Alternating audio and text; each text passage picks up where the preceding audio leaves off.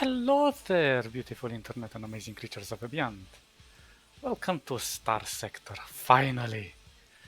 The reason it took so long to get into this game is that I have modded it, and I think if you saw my latest video, you saw that I did those portrait mods. And today we're gonna start this game. I'm playing the vanilla version. The mods that I have created for myself and I have shared with other people on the Starsector forum, they're mostly just visual and some music tracks, and they're all open source, so no copyright, no nothing, and just simple eye candy. Sorry. So it's not gonna change the experience. It's just gonna enhance the visuals, if you wanna call it like that. Star Sector is a space sandbox with a quest, and it's really cool. It's unique, it has its own niche, and it's crazy good. Old and yeah, it's not finished at the moment of this recording. It's still in development, but I've bought this game quite a long time ago, and it had little content by back then. But since then, they have improved so much, and with each update, it got better and better and better and better. It's like, oh, I love it. So, uh, you have some missions here. Basically, these are kind of like a standalone mission that you want to test your abilities with various weapons and ships and so on. Um, they're fun, but they're not gonna do anything crazy for you. But still, pretty cool. Um, the codex is very informative. It teaches you about every ship in particular that there is in the game, their weapon layouts. I'm not a professional, so I'll probably make lots of mistakes. Um, but if we take it easy and we read through all of this information, it will make sense. I know there is a lot to take and it is a bit intimidating at first, but believe me, you just need to know where to look and the information will make sense.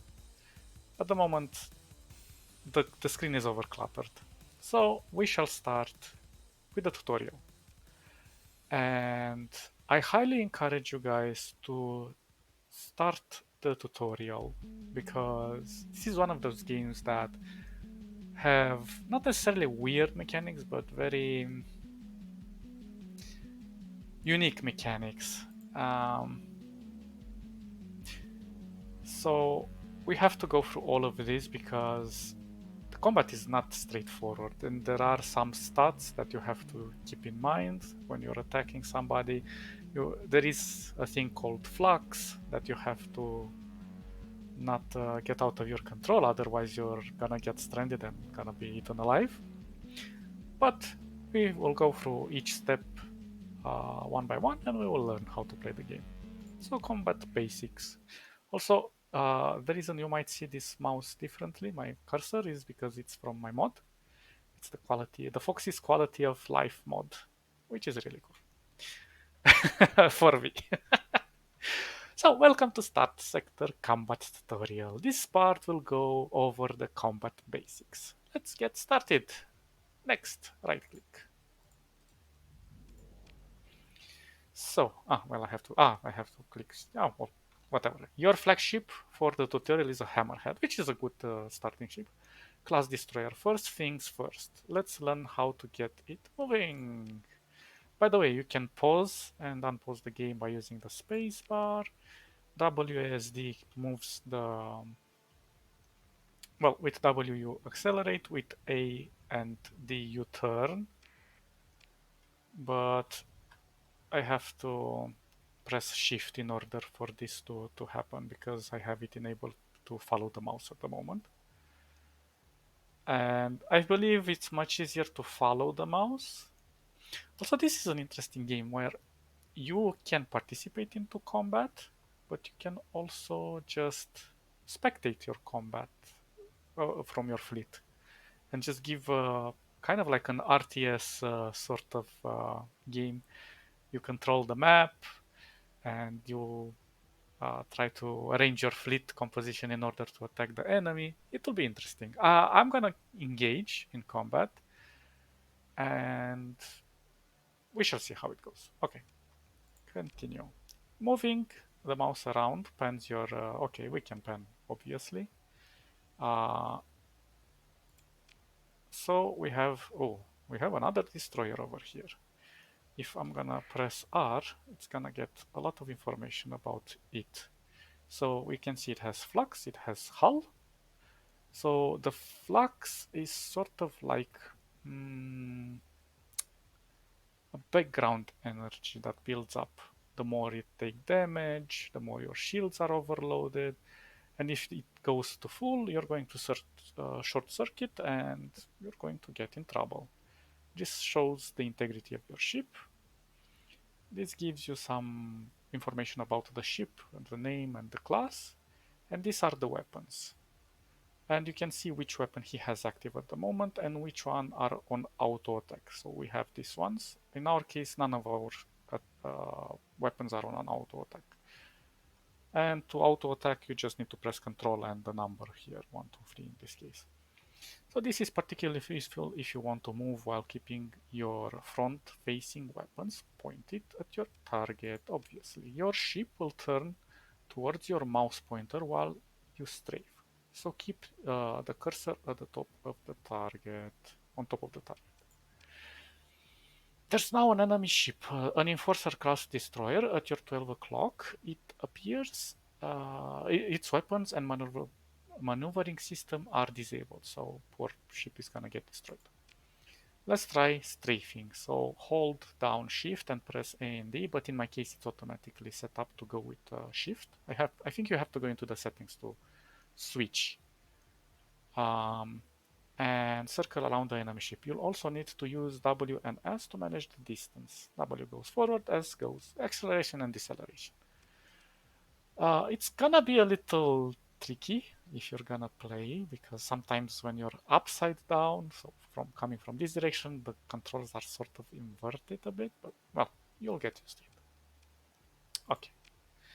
Now on to weapons. Hammerhead weapons. Okay, let me just move so I can show you. Also, some interesting things. Some ships need to accelerate in order to strafe, but it's rare. Okay, so we can just go around. You see he has his shields up there. I'm trying to keep him into our range. And if I'm switching to another weapon, this is a kinetic shot sabot. So this should be overloading his shields, and this one is a laser. This one usually are point defense, which means they try to defend you from little ships that are flying and bombers and missiles and so on. And there are various types of weapons. Some are stronger, some are less stronger. Anyway, so in our case, if we go through 1, 2, 3 like this, we can cycle through our weapons. Okay, switch group and left click to fire the selected group. So let's try this one to overload his shields. As you see, his flux is building up, and one more shot should do it. Bam! Now actually he dropped the shield. Interesting. Now these things don't have cooldown, but they don't do a lot of damage. But it chips away quite a lot. And the third one, well, you cannot try to attack him, but this one really doesn't do anything. There we overloaded him. And now, the important thing here is to know that when you attack, try to attack in the same spot where it's darkened here. Otherwise, you're not gonna... this is the hole, and the hole is kind of covering the entire surface. So you have to focus on attacking certain areas in order to penetrate or make a hole breach a hole in its integrity of the hole. So he's gonna explode eventually. You can still shoot him like this. Now the hole is starting to get chipped away. Let's zoom in a little bit.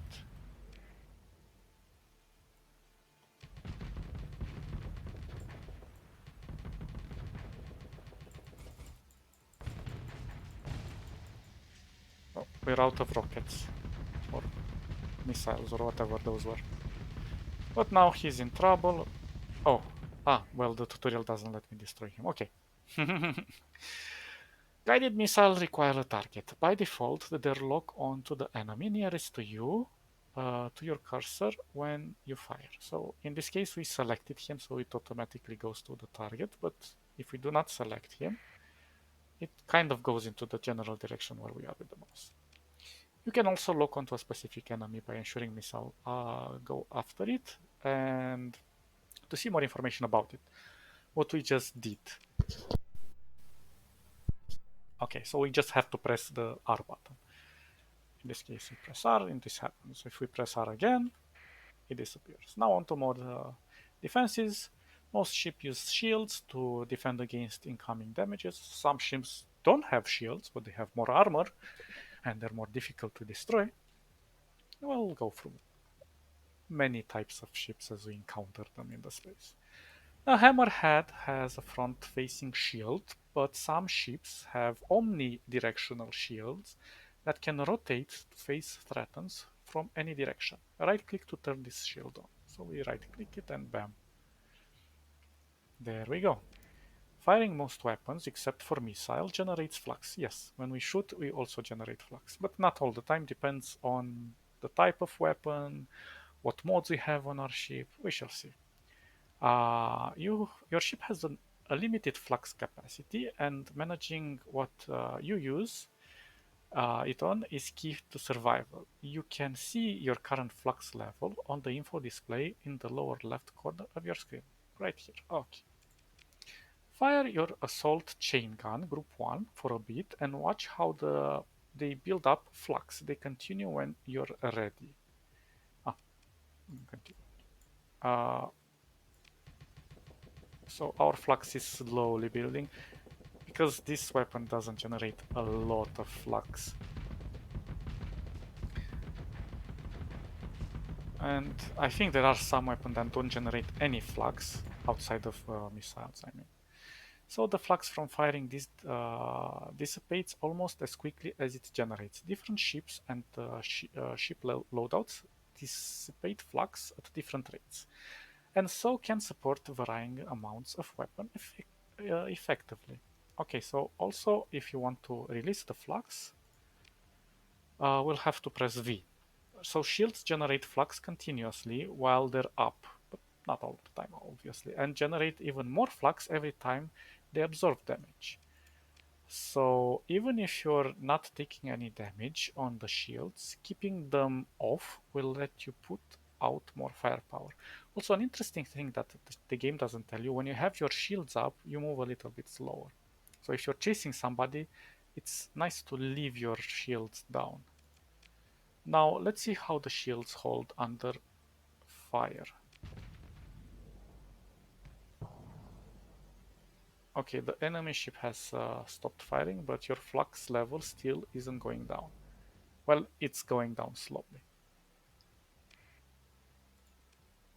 I suppose this isn't updated yet. Flux gained when shields absorb damage is called hard flux, and only dissipate while the shields are off, so you can't keep shields up indefinitely while taking damage. Well, yes, obviously, so you have to be intermediate. Flux gained from firing weapons is called soft flux and can dissipate while the shields are up. The notch on the flux bar indicates your hard flux level. So this one. Good. Now let's see what happens if you keep your shields on under fire for too long. Okay.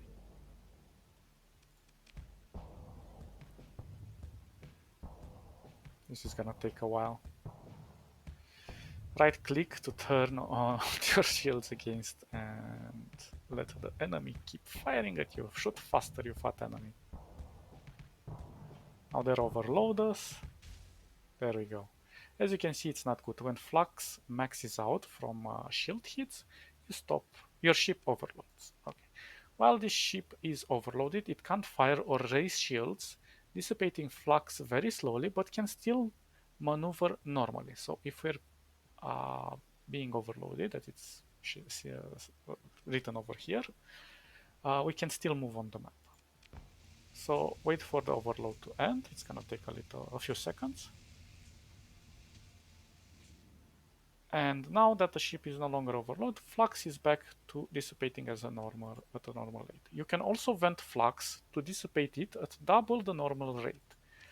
While venting, your ship can't fire or use shields, so you generally only want to do this outside when it's safe. Okay, so pressing V releases all of the flux fast. So try to keep our distance away from this. Good. As you can see, you've been flanked by a pair of Leisure class freighters. So these are, I think they're mules, if I remember correctly. Or something. I don't know. Oh, they're Leisure fighters. Okay. Okay. They're going to start launching missiles at you. Fortunately, these missiles aren't very effective versus well-armored ships. Just sit tight and let them get a few volleys off. Yeah. Pum pum pum. Okay. It'd be nice to shoot this down. We've got some point defense laser just for that, but it's almost impossible to manually target all the incoming missiles, so we have to put them on auto defense. Fortunately, you can set any weapon group on auto fire, making the weapons inside indefinitely identify and attack targets on their own. Sorry, it's a bit difficult to read on this white text on this darker background for some reason. So pressing Control 3 enables the auto fire, so you can see that the square there it's enabled. For the point defense, okay, so it moved. Note that the lasers switch to attacking the missiles as soon as they're launched. Point defense weapons will prioritize targeting missiles, but you can also add mods on the. Well, when I say mods, I'm not meaning game mods. I mean in-game ship modifications, which we can buy or find and so on, that can alter these settings, and some can lower our flux, some can use the point defense to attack ships, not only missiles, and we shall see.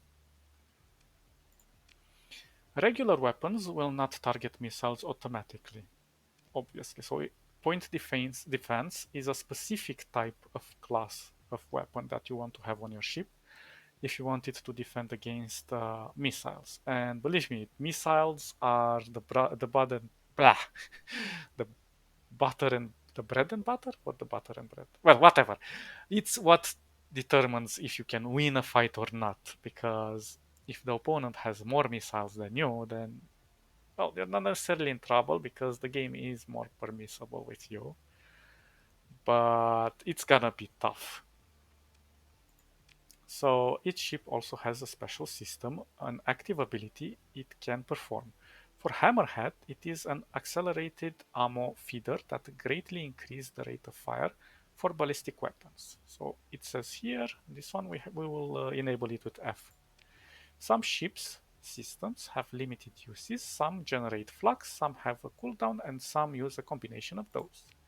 The accelerated ammo feeder must cool down before it can be used again, obviously.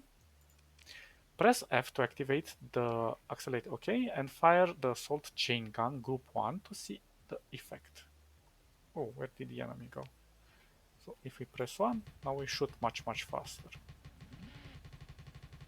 If I press F, sorry. And now it's going into cooldown because we finished it. Congratulations, you have completed the basic combat tutorial. Neat.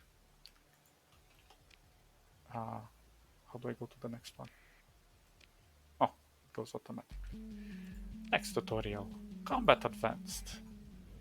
Welcome to the Advanced Combat tutorial. Let's get started. Your flagship is still the same Hammerhead, but the point defense lasers have been swapped out for ion cannons. More on those later. So ion cannons do energy damage, and these are usually like they are good against hulls and shields. We've already gone over the basic of using weapons in the previous tutorial. Now let's take a look at picking the right weapon for the job. Obviously, each weapon deals damage of a particular damage type. Kinetic damage deals 200% to shield, but only 50% to armor. Next, since the enemy ship has shields up, let's start off by firing some sabot missiles at it. They are extremely effective at bringing down shields. So this one is like damage high explosive. This one has damage kinetic.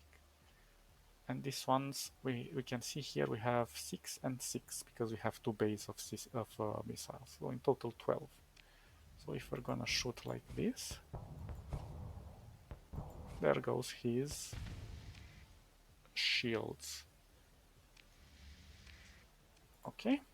Great work. With the shields down and an overload in progress, the enemy ship is vulnerable. The next step is to bring down the armor, which we're going to do with one, the high explosive, because they're good against um, armor. High explosive deals damage. Damage deals 200% to armor, but only 50% to shields. Switch to your assault chain gun and punch through the armor to break through faster. Focus your fire on one spot, as we just discussed earlier. Also, an interesting thing, you can set it on control 1. If right now I'm on the missiles, and it's gonna shoot automatically on its own, but you need to be kind of in range. If I'm going to switch to 1, it's gonna stop, so I need to shoot it manually. But if I switch from this, it's gonna continue firing automatically. Excellent, the enemy is taking full damage. Now let's finish it off. Accelerate the feeder by pressing F and fire away. If the flux maxes out from firing, just wait a bit so it can dissipate. Okay, and let's do it. Look at that beauty.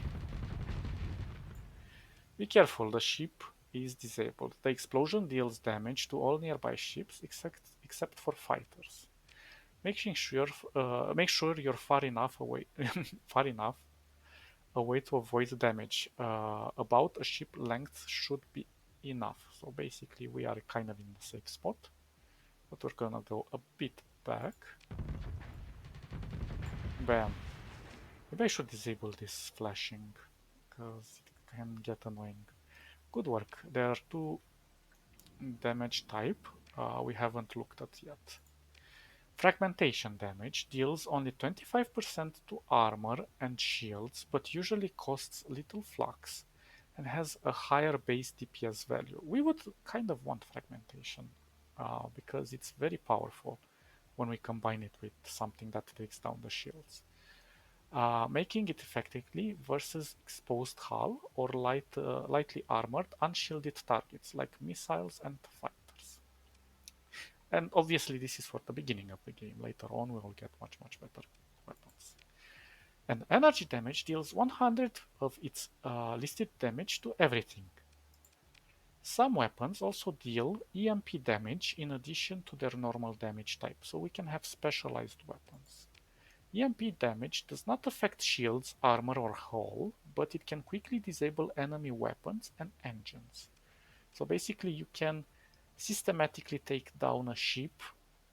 So you can create your own strategy to go around a ship and try to shoot down their engines so they cannot move. It will take some time for them to repair them on the battle, so they're not completely immobilized forever. But uh, there are ways to take down their weapons as well, and lots of stuff. Your ion cannon deals lots of EMP damage and little else. Switch to ion cannons and disable some of the weapons on the enforcer. So we're switching to 3. And now let's shoot at it.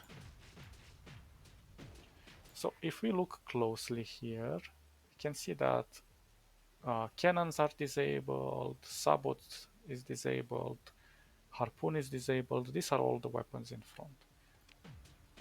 And we can try to get around and disable its engines. Oops. There we go. Excellent. Now, and we can see the arcs jumping. It's really cool. Excellent. Now maneuver behind the enemy ship to disable its engines. You'll need to take out more than half to cause total flame out. So, I forgot. Yeah. If you're going to hit him,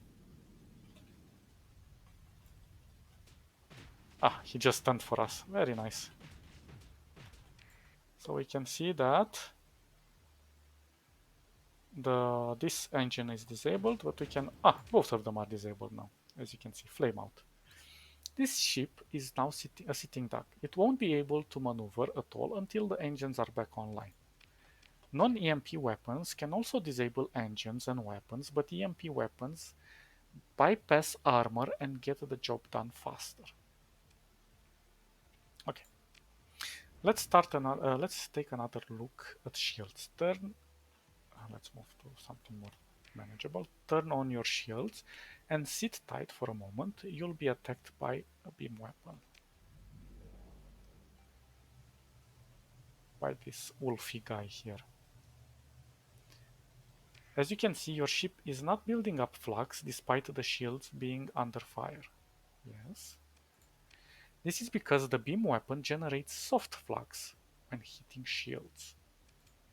This may make them seem weak, but remember that this flux still needs to be dissipated, leaving that much less flux dissipation to power weapons. Beam weapons are also very effective and need little flux to fire.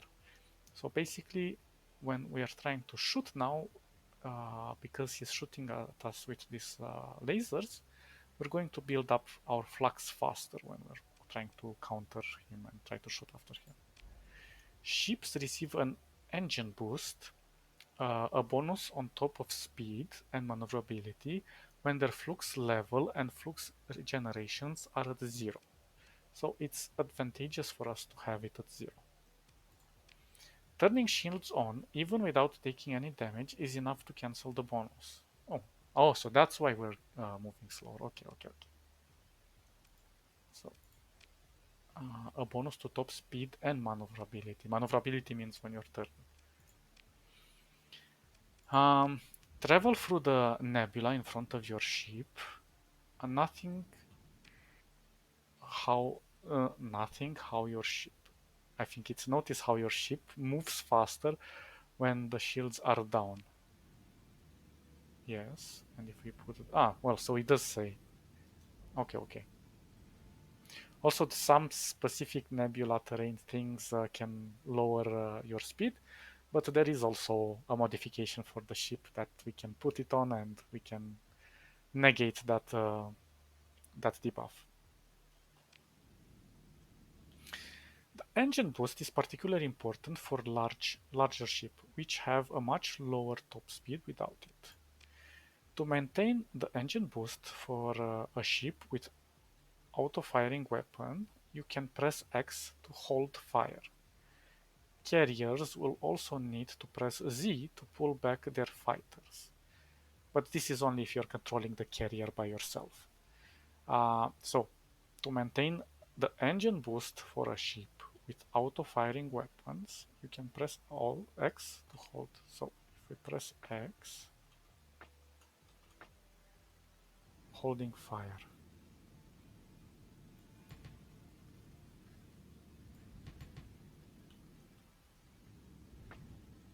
And if I disable it,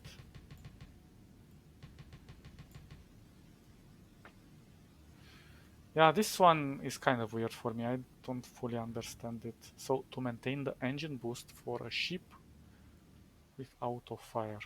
Oh, we're being attacked.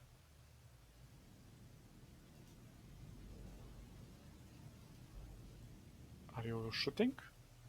No, you're not, because I'm not. Why aren't you shooting?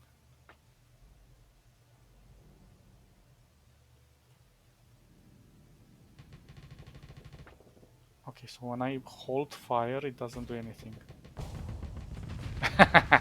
Poor ship. So yeah, holding fire, well, obviously, holding fire means we're not shooting, so we can move faster. Interesting. Though I don't use this. So we messed him up, but he messed us a bit up as well. Congratulations, you have completed that next tutorial. It's probably a good idea to complete the fleet command tutorial next.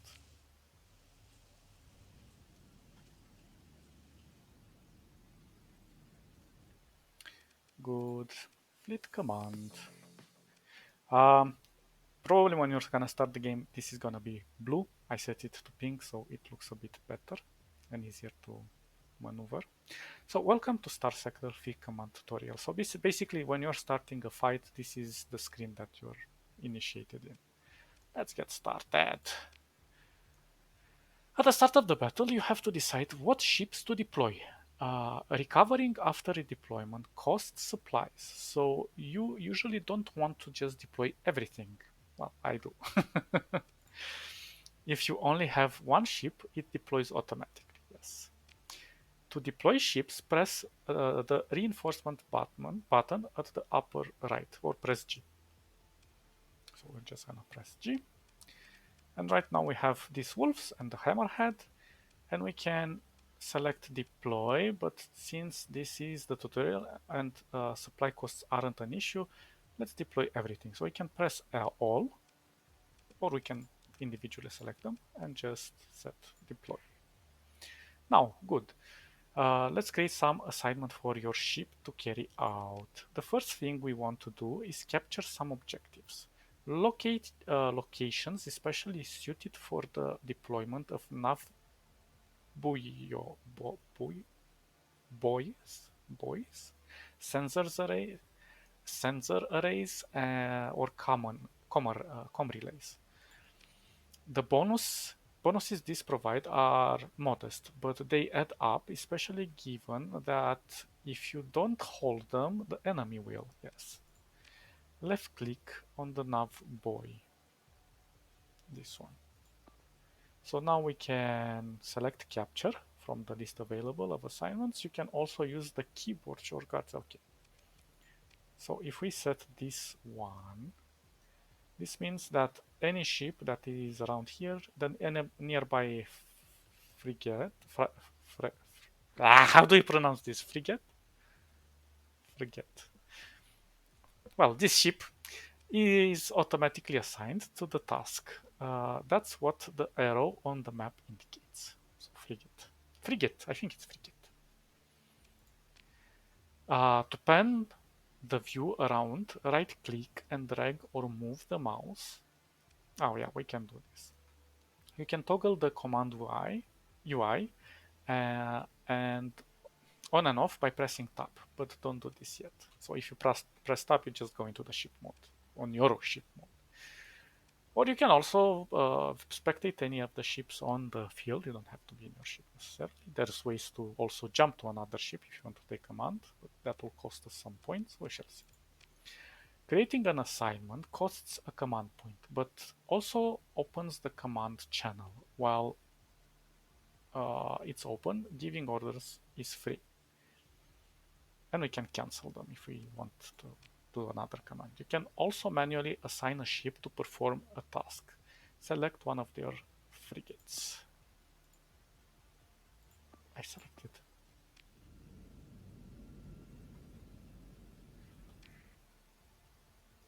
We can right click and tell him to go there.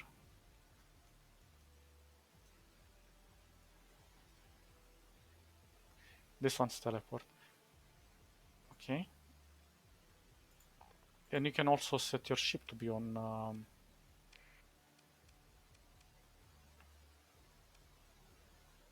oh wait, I'm not in the ship. Oh, select this ship. Lol. An assignment pointed to your selection, and what you right click on was created. In this case, another capture, you can also assign specific ships to existing assignments by selecting them and right click on the assignment. Yeah, but you can just give them. Now that the orders are locked in, let's unpause by pressing spacebar and wait for your ship to secure the objectives. There are only 3 objectives in this one. Usually there can be even 4. There are many ways to play this tactical map. You can keep an eye on what each ship is doing by clicking on it and show video of it. So if we go on this and we press F, it will show our ship here. I can zoom further because of my mod, and you can kind of see on the map where your ships are placed, and you can zoom in totally to see what your ship is, the state of your ship is, if it's in good condition or not. You can keep an eye on, okay, next. Oops. You can exit the feed anytime by pressing escape, yes. You can also exit, oh, okay, whatever, yeah, next.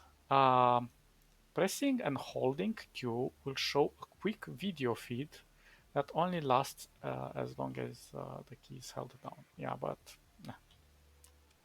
Well, yeah, actually that's cool, but I don't usually use it. Press tab to reopen the command UI if necessary, and don't forget to unpause. Okay. The tutorial will resume once the objectives are captured. Perfect. Also, I can give commands, like we can tell it I want a heavy escort on this, so it will order up to 4 frigates to escort, or 2 destroyers or a cruiser and some light craft to escort a target. So depending on how we select this, the ships around us can go and escort us on the ship that we select to escort. Or we can select the ships and right click on our target and it will escort. Well, various ways to do this.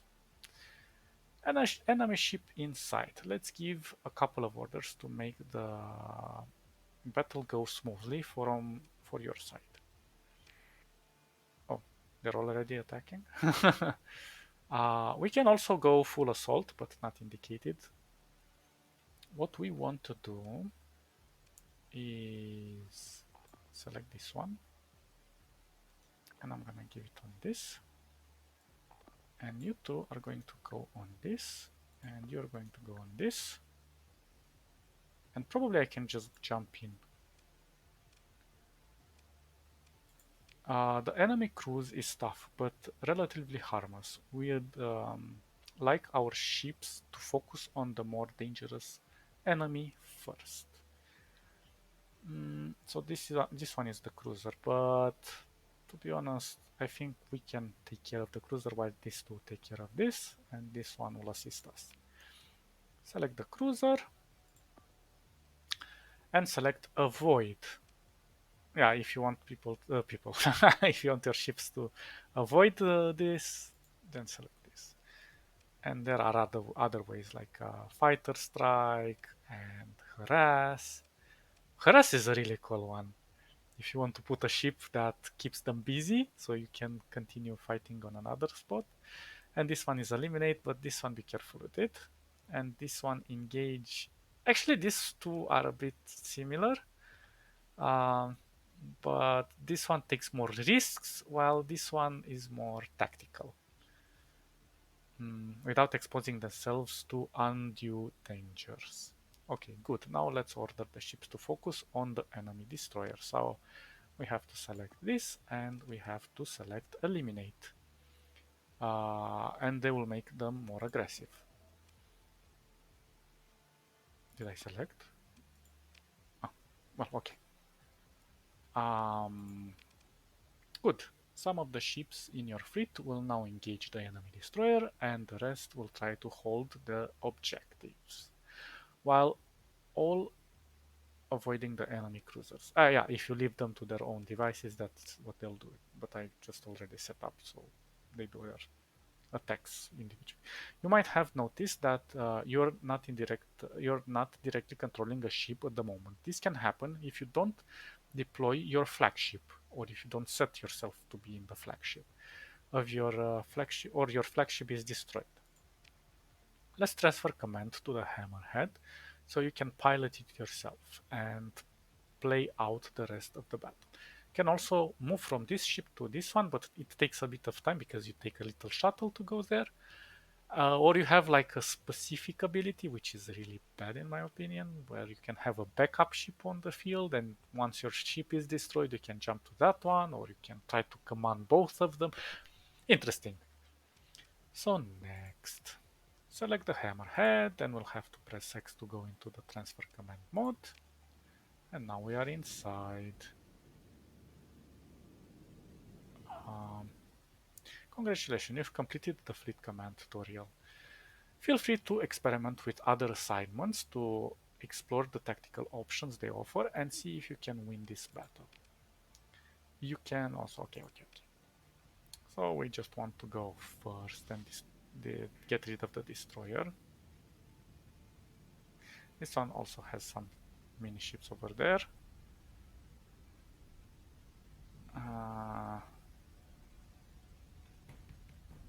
This automatically shoots. I'm gonna enable my shields. They can destroy our shields. Oh, that's really bad. That's really bad. Help me. Help me, ships. Ouch, ouch, ouch. Let's change direction. Yeah, so you can see how easily it is for us to get messed up. Let's try to shoot another one. Maybe we get lucky. Nope.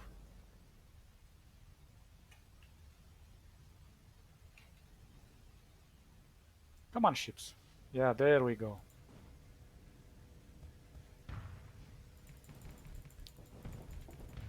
Let's try to shoot as many as possible. Ouch. Okay, let's vent out. These guys are shooting, but they will overwhelm them.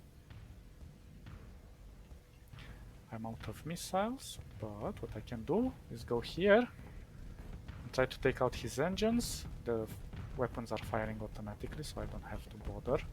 I'm gonna go back. And I can press X, disable our shields. Oh no, that's bad. Well, oops, we died.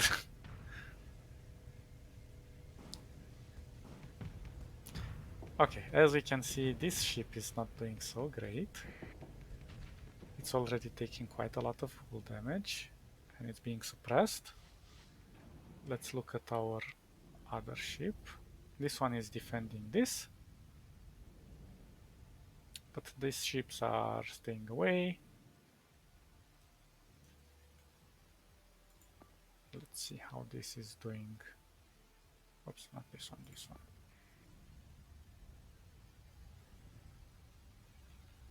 Go on, attack. Yeah, they're not very... their readiness is starting to decrease. So either go and attack or do something, because this destroyer is going to not sleep there forever.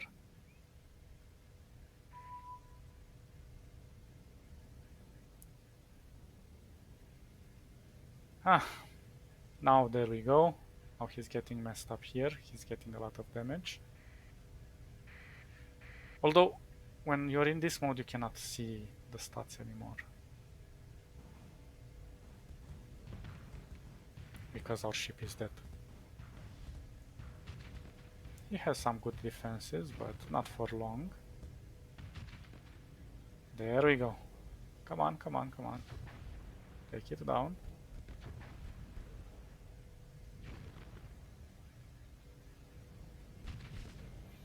So this means the ships can't stay on the battlefield forever. You have a timer.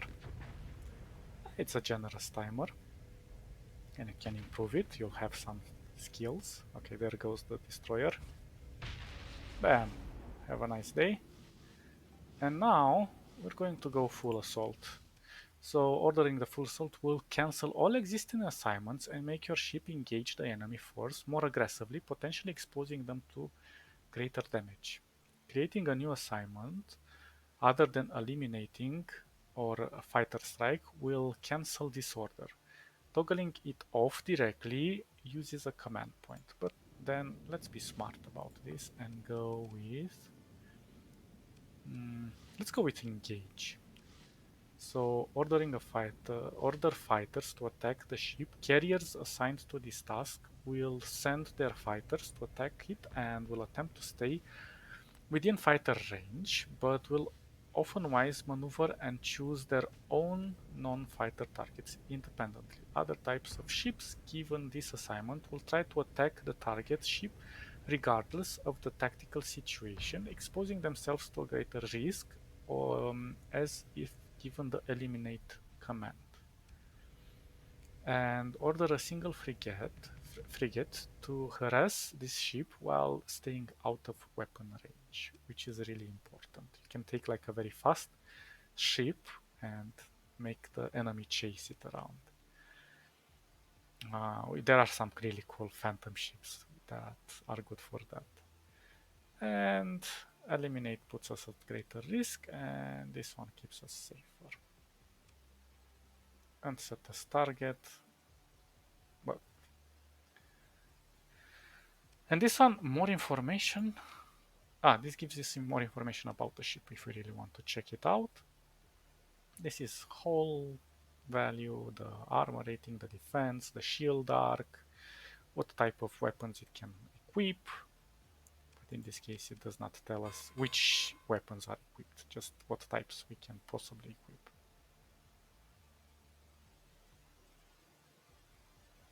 Okay, let's see how they're doing. These ones are not a great danger to us.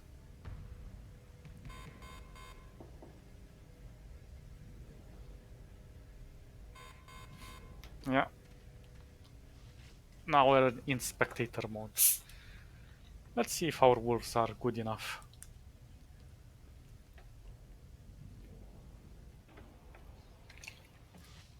Also, the enemy has a timer and his readiness will go down. And when he feels like he's getting defeated, he'll try to flee or to retreat. But you can re-engage afterwards. Or you can take some other options to lower their ability to have combat readiness. And that can lead to more damage to them. Okay, this is chipping at them slowly. This ship isn't even teleporting, that's how easy it is for it.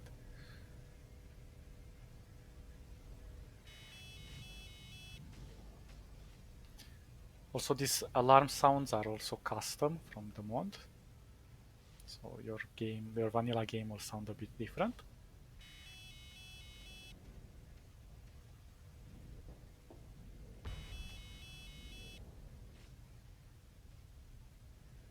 Come on. When their combat readiness is going down, their modules are starting to malfunction. So their weapons might break down, and it can be even fatal, and it can immobilize you or make you vulnerable permanently if you neglect it too long. They also have, well, can I see how much? Here is the combat readiness, which is very low. And they can also explode.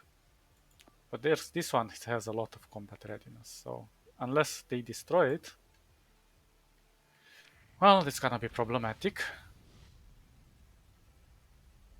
And I suppose we should just exit because I don't think we can win this fight without the hammerhead, which I amazingly got myself destroyed with.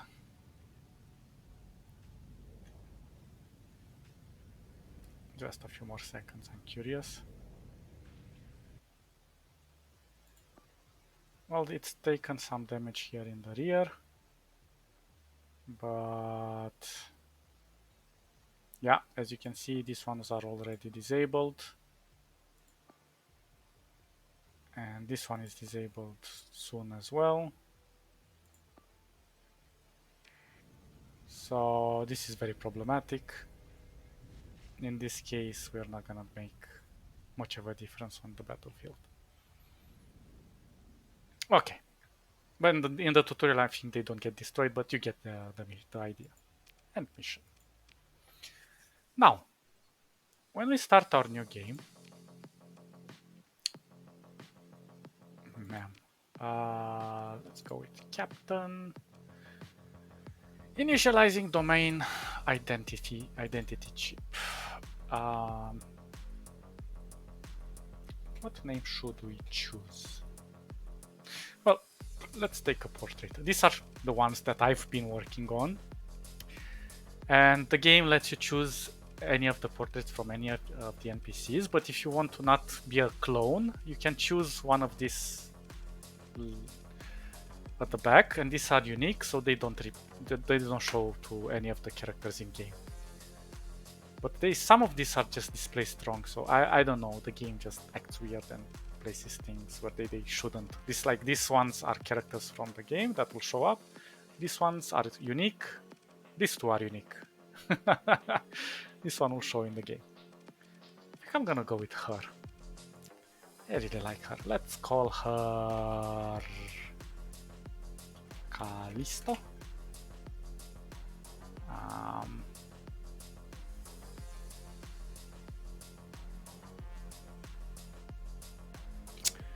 Yeah, Callisto sounds cool.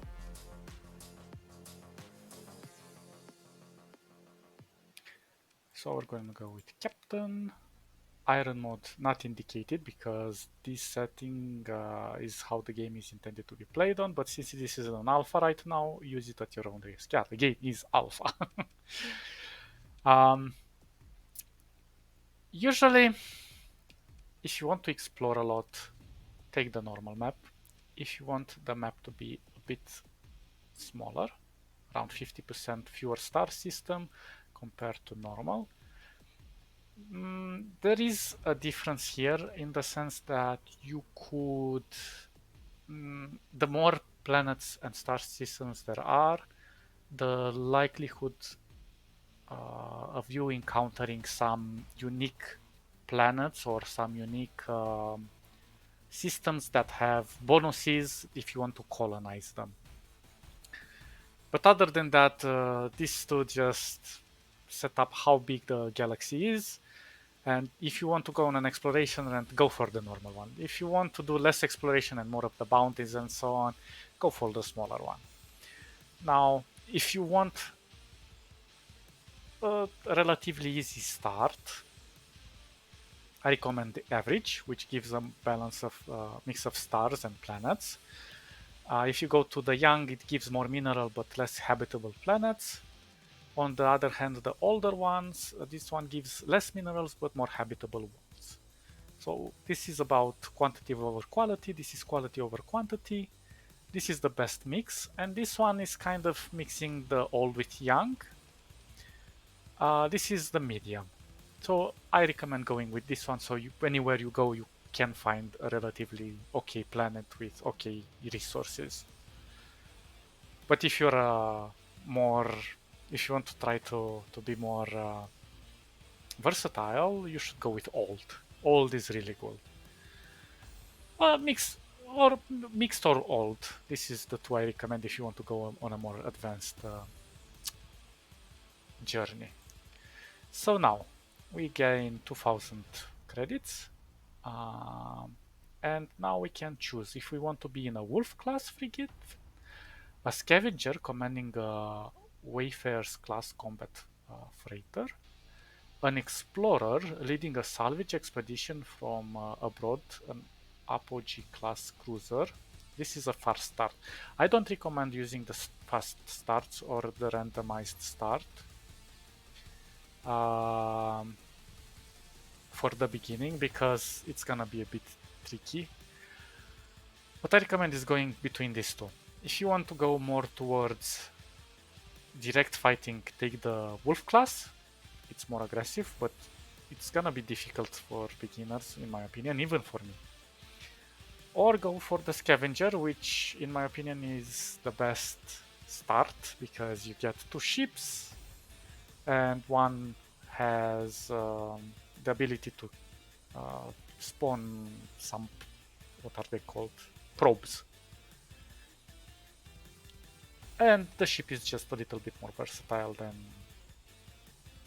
Well, not more versatile. This one, Wolf class, is really good. But later on in the game, they start to fall back.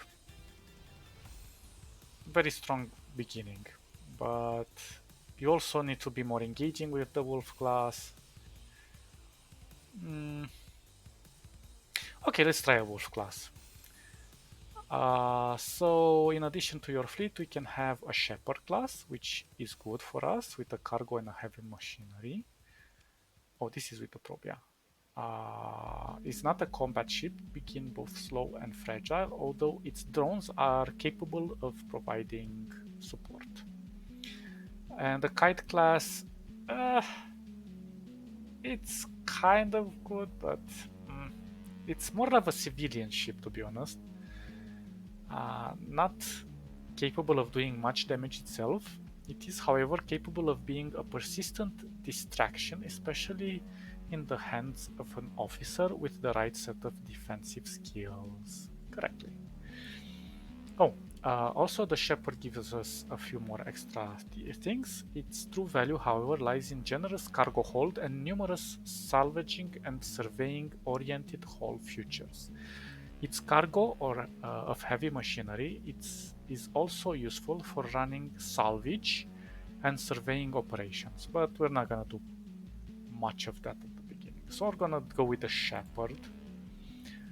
I recommend the normal because easy is too easy.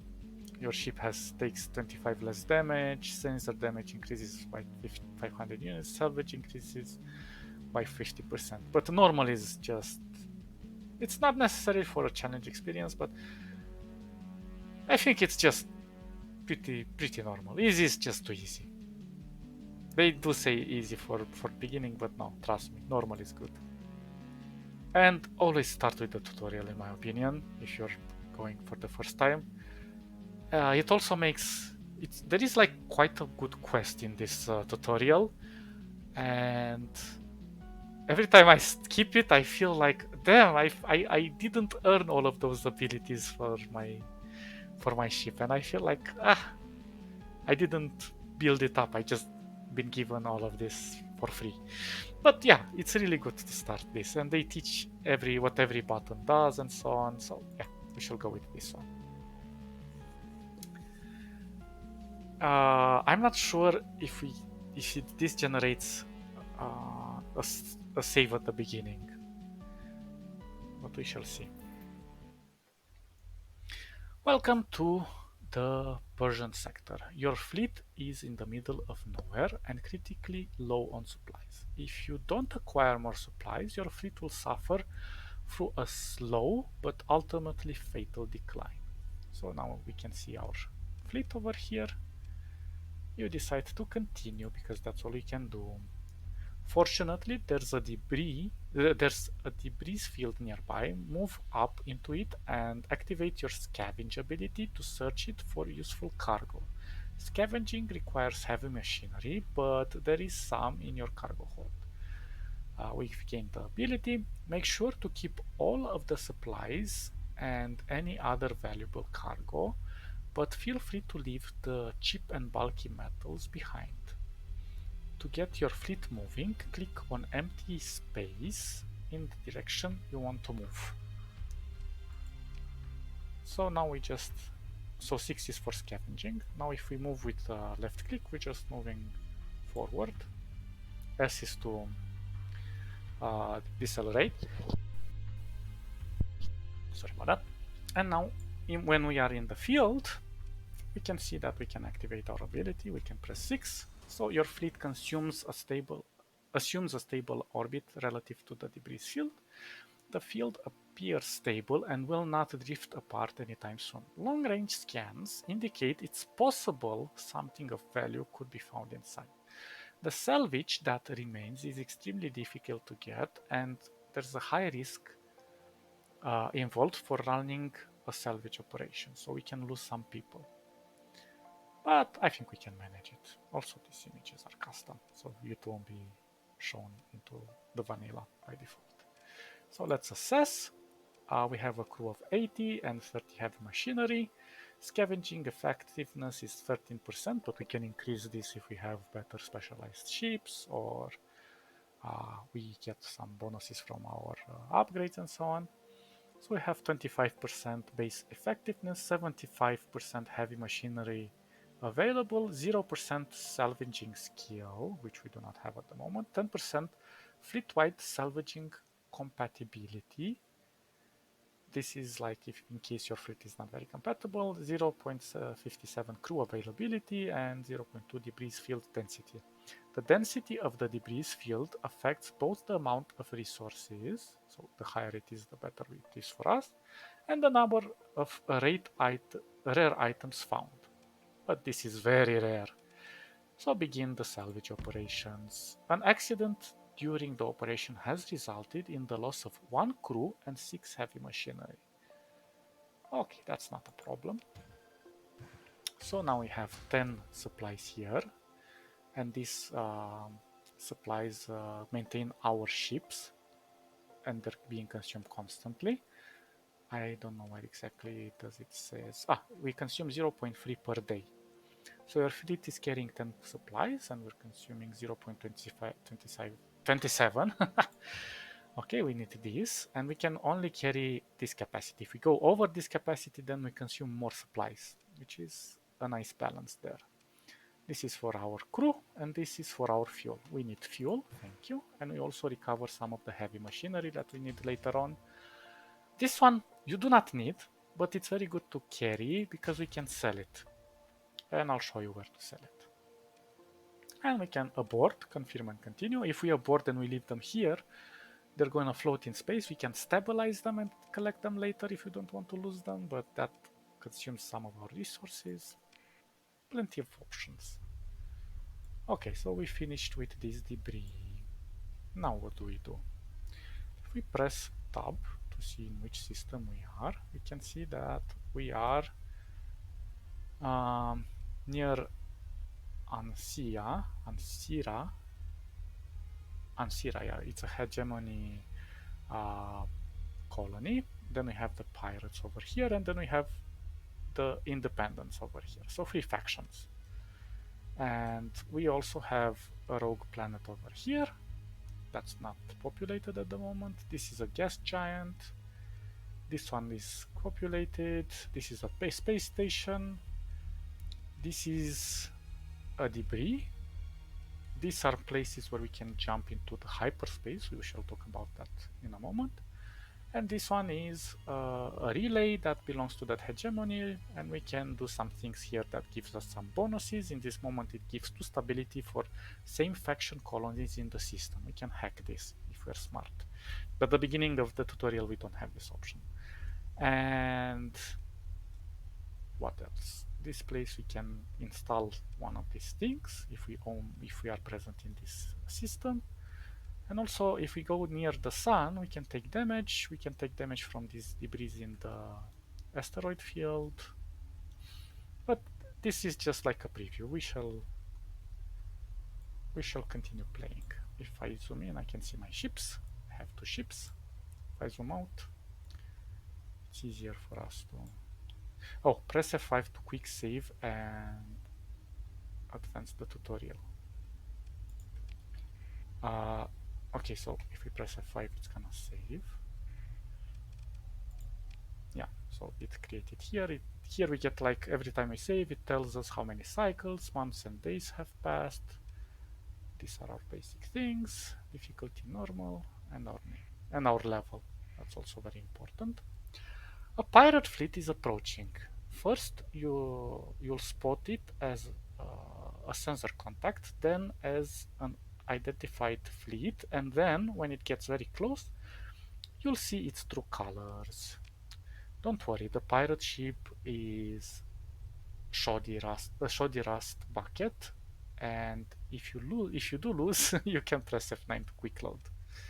We'll try not to quick load, but I cannot promise during the gameplay that I won't do that from time to time, because some things are kind of left to chance and we can get into some unwanted situations, especially when we're jumping into a system, and if we don't have our sensor activated, we might get in trouble depending on the RNG where the ships are placed in that moment. So yeah, we shall see. Even so, combat can be expensive, especially if you're if there's no bounty on the enemy you fight. Deploying ships into battle reduces their combat readiness, and recovering CR combat readiness consumes supplies. Battle damage can cost even more supplies to repairs, so we have to be careful with that. However, fighting is often necessary to survive. Wait for the pirate fleet to approach, then defeat them.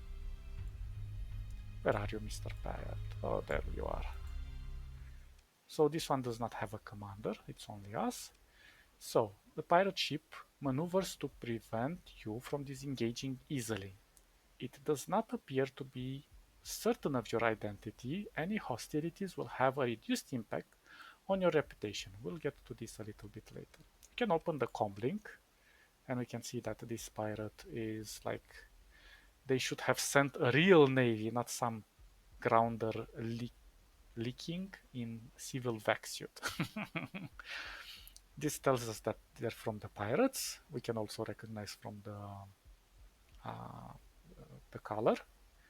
At the moment they're neutral, but this is their personal status and this is the faction status. And she's a warlord, she has this title. Called the comlinks.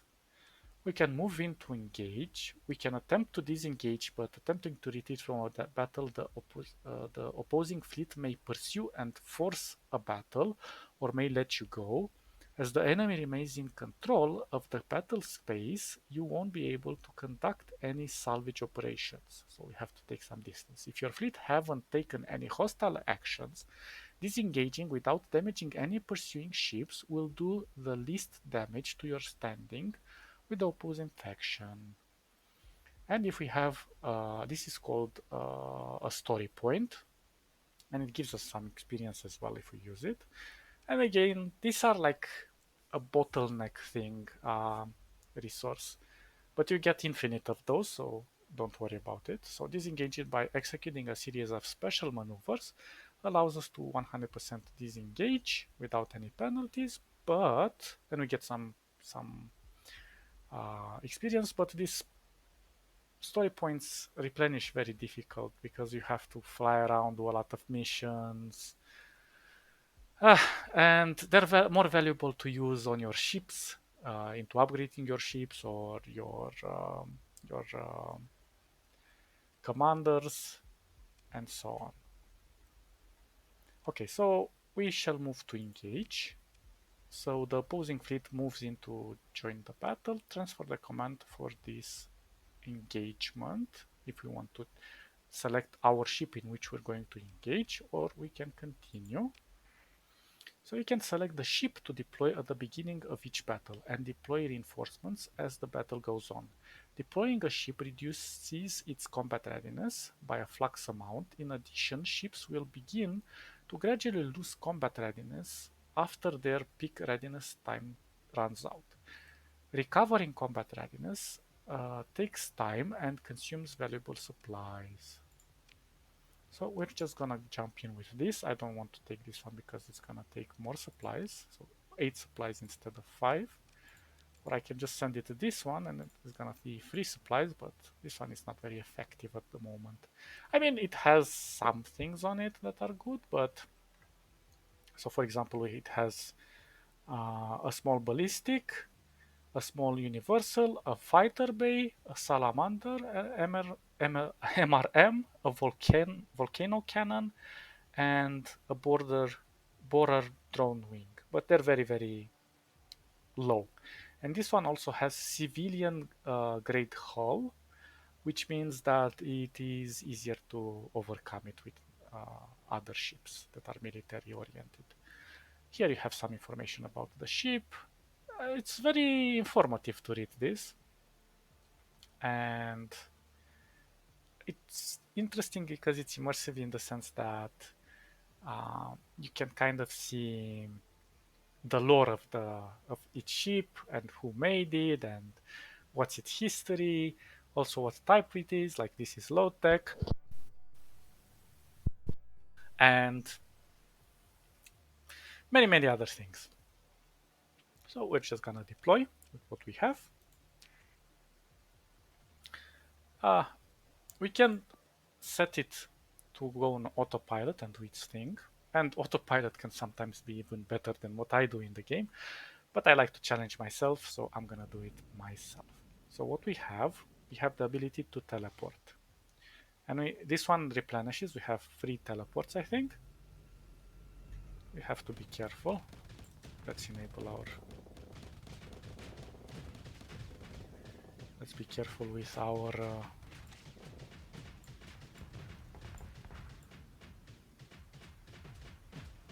flux. Okay, I'm gonna auto attack. Let's release the flux. We're just gonna jump soon. Come on. Okay, there we go. It attacked a bit, but no worries. He's gonna die soon. There we go. Sometimes your missiles have a cooldown, so be careful with how fast you spam them.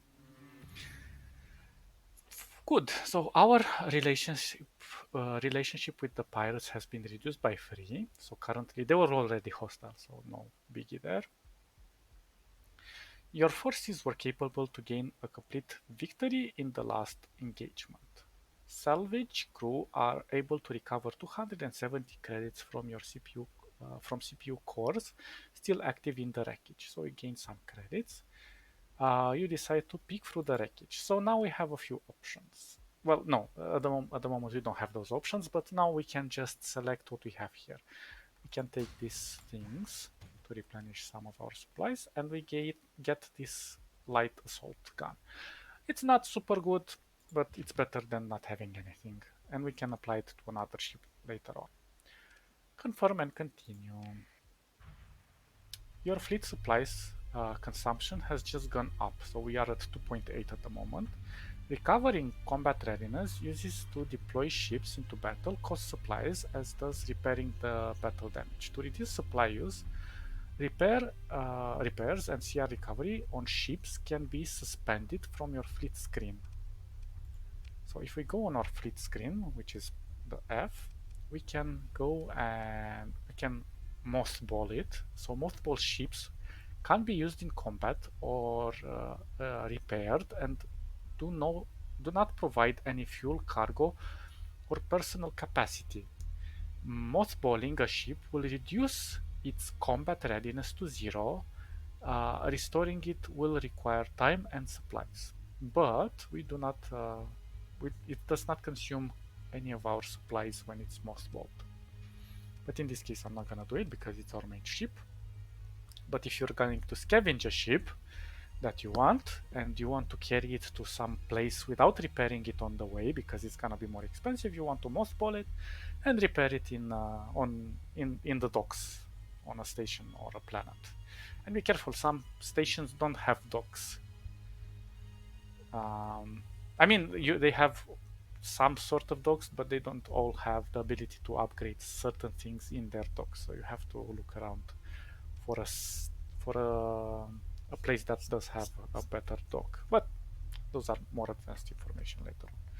Okay, so now we've seen this information here. We can also do refits and so on, but we'll cover that. You have leveled up. Yeah.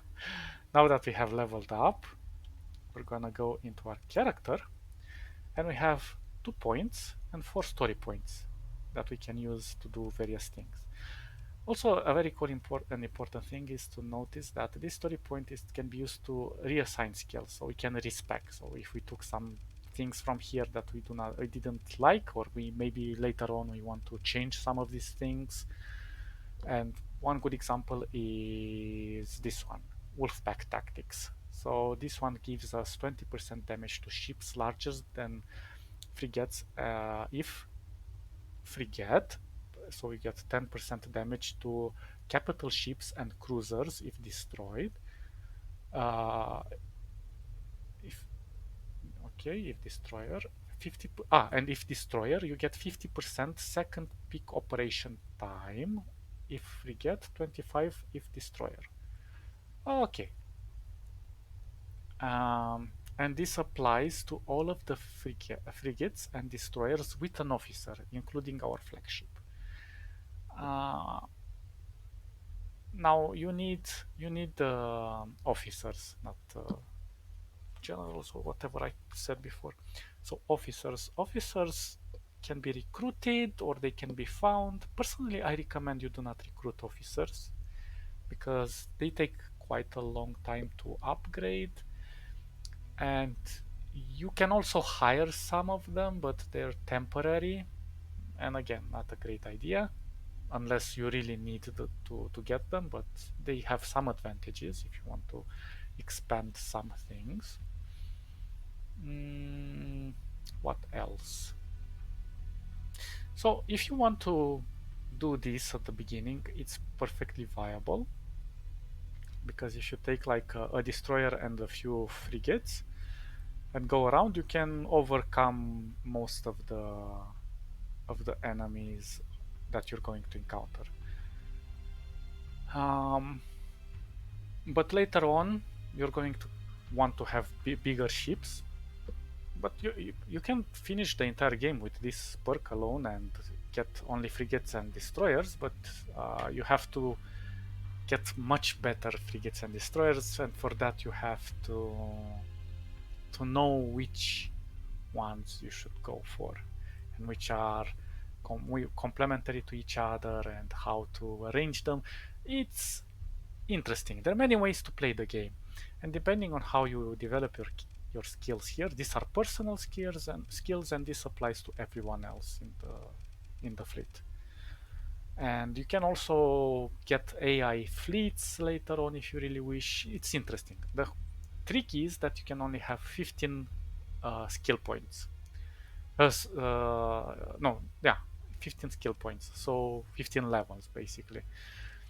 So you can only select to max out 3 of these trees, and one won't be able to max out. Um, Maxing out means that, for example, in this case, you need 4 lower skills. So if you're going to select 4 here, and you can unlock the ultimate skill here. In this case, you need 4 from over here, 4 from over here, and 4 from over here. But you can also mix them and only unlock one ultimate skill, and the other ones just mix them in between here and there. We shall see. In my opinion, mm, one thing that I would really rush would be this. And we need like 5 levels. And it's gonna be a bit of a pain, but it's gonna be worth it on the long run, because what this does is give us all the ships in our fleet without officers free abilities. So we gain non-elite hammer ship, damage control, and combat endurance. And I think their combat endurance is this one, so it increases its peak time operations on the field, so it can continue fighting for longer. Then hammer ship is this one, helps ship, sorry, Hellsman ship. This one allows for better maneuverability, which is really good. So basically, it gets 3 of this. Um, on the other hand, your officers can have 5 or up to 7, depending on how you set up your skills here. Although I do recommend having more commanders, officers, rather than going for the maximum skills. But yeah, it depends on your play style. Personally, I like more of this because you can have mm, more randomized skills here, and you can also reassign their skills with these story points. But we shall see. Yeah, and this also gives you the information how you can gain story points and so on from, and you can also do a lot of the main quests that give you a lot of story points. So try to hold on to this one for later on in the game and use it only on your ships, because wasting it on action in battle and so on, it's not really worth it. Sometimes you can salvage a pretty good ship if you really find one that's more advanced than your level with 1 story point, and that's something to keep your eyes on. So I think we're going to push for this. So what happens here? It says we need four points. So let's kind of plan ahead what we should really go for. This one affects the entire fleet and it gives 5% weapon damage, but the catch is that it is applying to 240 or less total combat ship deployment costs. So if we have too many ships, this value will go lower, under 5%. Now, you might say, well, it's kind of useless, 5%, it's not much. And that's true, but if you look at the secondary effects, it affects the ground operations. So 50% effectiveness in ground operations such as raids and 25 marine casualties suffered during ground operations such as raids. This means that we have, if we go on a station or a planet, we have the ability to raid them, and we need some marines. So this one is very profitable for us because we have less casualties and we can maintain our ranks to be of high quality. But in my opinion, this can be replaced by something better. And if I would go for the first thing, would be this one, coordinated maneuvers, and it applies to all of the ships with officers, including our flagship. It gives us 6% to nav rating of fleet for deployed frigates, 3% to destroyers, and 1% to larger hull units. So it applies to all of our ships. 50% to command points recovery rate from deployed frigates and 25 from destroyers. So this is very important if we want to do more commands on the field. And then you have the hull mode, which gives us nav relay, increased top speed of deployed ships, and operation center increases command point recovery rate when um, on flagship. But this one are very situational. You need to have these hull modes installed on your ships in order for them to give you these bonuses. So it's situational.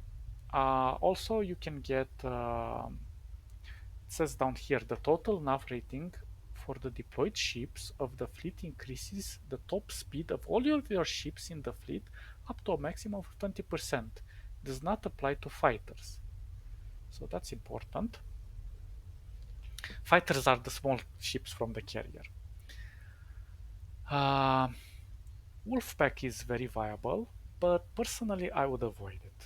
Another one that it's, in my opinion, very useful is this one. It gives us 15 maximum combat readiness for combat ships.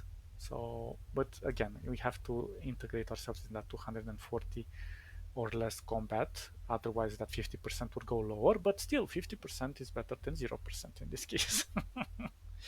So I would rush these two things. And then these two, if you want to have fighters, and believe me, you want to have fighters, I would go with one of these two. The carrier group, this one, I think,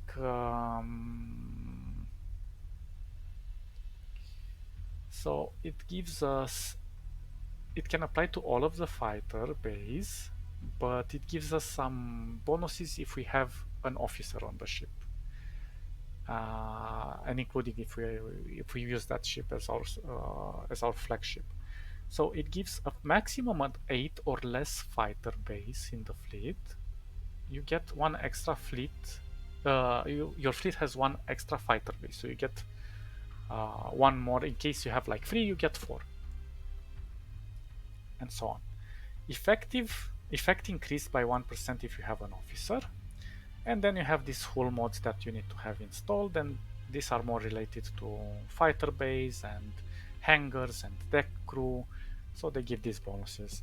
Really good for the beginning. If you want, again, if you want to change it later on and respec, no problem. On the other hand, this one, in my opinion, is kind of like not so super great.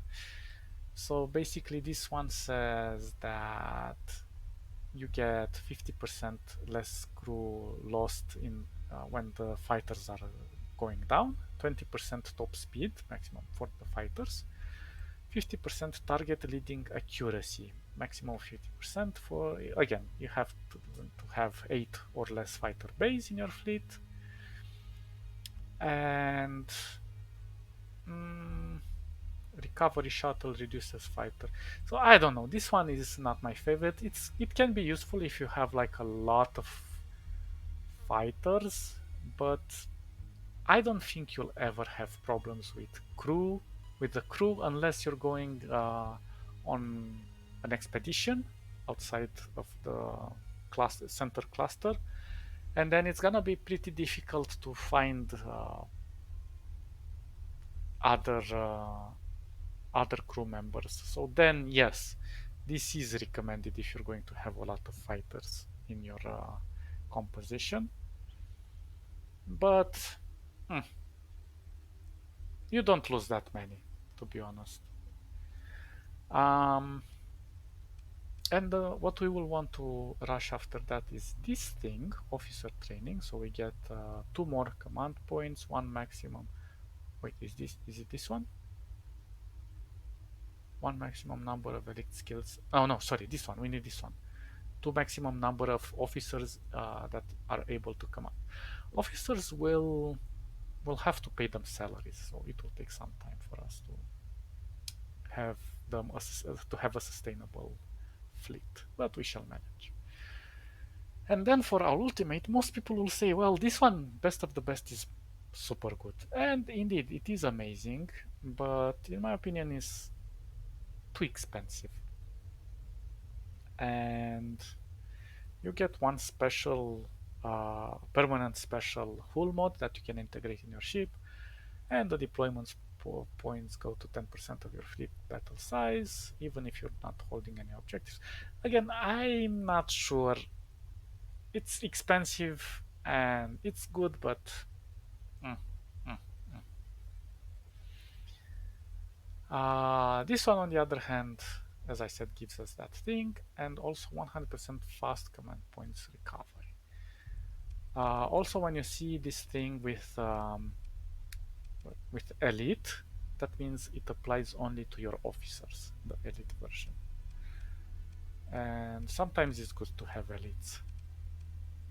You can find an elite by accident, so that's why I recommend not taking this option over here. And you have a maximum of how many? Right now you can have 8 officers in your crew. With 2 more, that's gonna be 10. And if you want to hire somebody temporarily, you can have more than 10. And then if you go this way, you have to assign AI cores to the ships that you're bringing in, the AI ships, the derelicts and the remnants, and those are not taken into account as officers, but they also give a lot of bonuses. So plenty of things to play around with. It's also important to go a bit into these skills if you want to have like really good, if you're engaging into combat yourself. But we shall go over this later on. So right now we're going to push this. So I'm going to take this. I'm going to push this one, definitely. And maybe this one and this one. Although, and the thing is that you cannot take both of these. I mean, you can if you want to put more points in here, like have 4, have 3 in here and then 2 in here, but that's already 5. So you cannot, if you're gonna go 1 extra, it's gonna be 6. So you're going to avoid a more other important point here and there. But after we rush to this, then we'll have to rush these 2 things and this one. This one will lower our consumption, which is very, very important. You can do it at the beginning as well, because the levels... Well, actually, I'm thinking, but To be honest, uh, this one gives you the capacity, more cargo capacity and more fuel. But it also increases the burn level of all your non-military civilian ships by 2, which is an extremely good thing to have. So you move a little bit faster. On the other hand, this one gives you 50% resources, but not rare items, obviously, such as blueprints and whatever, recover from abandoned stations and other derelicts. So this is important to keep in mind. And 20% post-battle salvage. So we recover more things that can sustain our fleet. And this is really cool, minus 70% crew lost in non-combat operations. So if you're doing a lot of salvaging, this is the thing to take. If you're going into expeditions, I highly recommend you also take this one because repairing on the go it's very expensive. So this will help tremendously. This one are more combat oriented. This one, well, this one I think it becomes really useless later on because you can unlock certain other ways to go between sectors, so you don't need to waste this to get minus 25% fuel salvage. And fuel is not difficult to acquire if you know where to acquire it, so no. This one, on the other hand, minus 50% resources required to survey planets, but on the other hand, you also get 50% less on maintenance, which is really cool. And remote survey, do a preliminary survey on a nearby planet remotely, which is good. Hull mod, um, surveying equipment reduces resources required for surveying. This one is when you start developing your industries, but this is in the colony. And these two, I don't recommend you go with these ones, even though they sound appealing. This one is not useful most of the time because you want to repair your hull mods, and money is easy to come by. And even if you have some that have S mods, sorry, D mods, damage mods, that's what it means. Um, you have some benefits in that. You consume, sometimes you can even consume less supplies and less fuel, but it depends on the D mod. Sometimes they can increase your supply consumption. And this one automatically removes some of the D mods, but again, you can buy them and so on. It's not really useful. This one I highly recommend you stay away from, unless you really try to orient in playing with 2 ships, but not useful. This one is really cool, and it allows you to recruit some, not all, but some of the AI derelict drones. Um, this one we already discussed. This one gives you one extra ability, but again, it's kind of like this one. It's too expensive. I don't know if it's that useful on the long run. I mean, for capital ships and so on, yeah, sure, you can get some benefits, but I would rather go with this one, with the missiles, because you want to double your missile capabilities and the cooldown and so on. It's really, really cool. And plus 50 missile hit points, so they make them more sturdy. But if you're going to be, well, it depends on your playstyle. Personally, I don't go for this one because, in my opinion, I can use it for this. I can go and orient myself to take these two, and then I can get some points over here, and that should do it. So usually what I do is go like 5 here, 5 over here, 3 over here, so that's automatically 13, and we are left with 2 more points, which I highly encourage you to take one of these. This increases your damage. And, well, now it's kind of situational. You can go with this one if you want um, more Well, this increases your personal peak time, but it applies only to your ship. So mm, if you play your cards well, you won't need this one. On the other hand, depending on your ship, how big it is, and what type of ship you maneuver, I highly encourage you to go with Helmsman ship because you get 10% top speed and 50% maneuverability, but you do not get the elite. I think. I'm not 100% sure. And this one is also very cool because it reduces the flux, and everything that's related to flux you should always invest. Mm, Now, since we take 3 from here, maybe we can even go 4 and you can totally ignore this. You could, well, sometimes you can even go 5 over here and take, for example, this 3 and this 2 and go on to expeditions, and this will be very profitable for you. But if you're going to go with the standard, even though you can even ignore these things, but in my opinion, the larger your fleet gets, the more it consumes, and you need cargo space if you're going to haul a lot of stuff. I think they're very valuable, in my opinion. Especially late game. This will pay off a lot, so you don't consume a lot on your fleet. And that's good because you can use that money to do other things. So I would invest at least in these two, and this one it can be very beneficial on the long run.